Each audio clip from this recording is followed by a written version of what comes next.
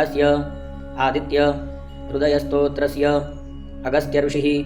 अनुष्टुप्छन्दः आदित्यहृदयभूतो भगवान् ब्रह्मा देवता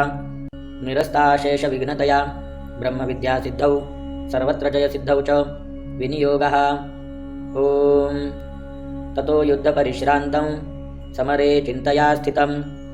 रावणञ्चाग्रतो दृष्ट्वा युद्धाय समुपस्थितं दैवतैश्च समागम्य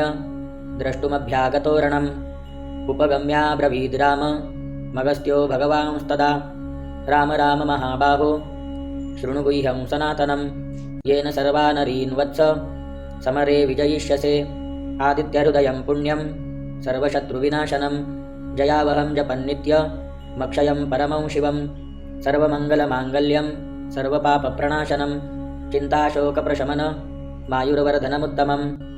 रश्मिमन्तं समुद्यन्तं देवासुरनमस्कृतं पूजयस्व विवस्वन्तं भास्करं भुवनेश्वरं सर्वदेवात्मको ह्येष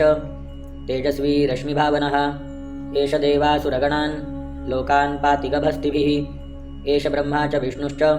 शिवस्कन्दः प्रजापतिः महेन्द्रो धनदः कालो यमः सोमो ह्यपां पतिः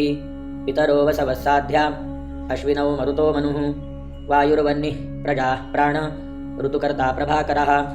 आदित्यः सविता सूर्यः खगः पूषा गभस्तिमान् सुवर्णसदृशो भानुर्हिरण्यरेता दिवाकरः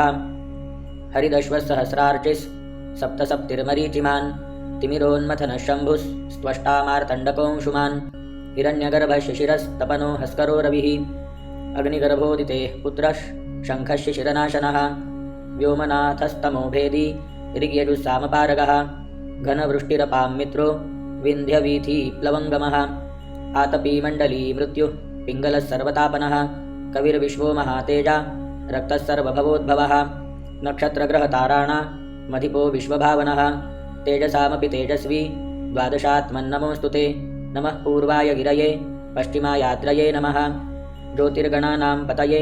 दिनाधिपतये नमः जयाय जयभद्राय हर्यश्वाय नमो नमः नमो नमः सहस्रांशो आदित्याय नमो नमः नम उग्राय वीराय सारंगाय नमो नमः नमः पद्मप्रबोधाय प्रचण्डाय नमोऽस्तु ते ब्रह्मेशानाच्युतेशाय सूरायादित्यवर्चसे भास्वते सर्वभक्षाय रौद्राय वपुषे नमः तमोघ्नाय हिमघ्नाय शत्रुघ्नाय अमितात्मने कृतघ्नघ्नाय देवाय ज्योतिषां पतये नमः तप्तचामीकराभाय हरये विश्वकर्मणे नमस्तमोभिनिघ्नाय रुचये लोकसाक्षिणे नाशयत्येष वैभूतं तमेव सृजति प्रभुः पायत्येष तपत्येष वर्षत्येष गभस्तिभिः एष सुप्तेषु जागर्ति भूतेषु परिनिष्ठितः एष चैवाग्निहोत्रञ्च फलञ्चैवाग्निहोत्रिणां देवाश्च क्रतवश्चैव क्रतूनां फलमेव च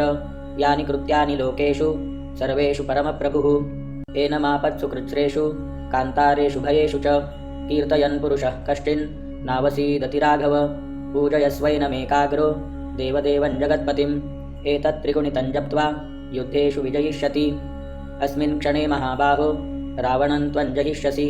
एवमुक्त्वा ततोऽगस्त्यो जगाम स यथागतम् एतच्छ्रुत्वा महातेजा नष्टशोको भवत्तदा धारयामास सुप्रीतो राघवः प्रयतात्मवान् आदित्यं प्रेक्ष्य जप्त्वेदं परं हर्षमवाप्तवान् त्रिराचम्य शुचिर्भूत्वा धनुरादाय वीर्यवान् रावणं प्रेक्ष्य हृष्टात्मा जयार्थं समुपागमत सर्वयत्ने तमहता वृतस्तस्य वधे भवत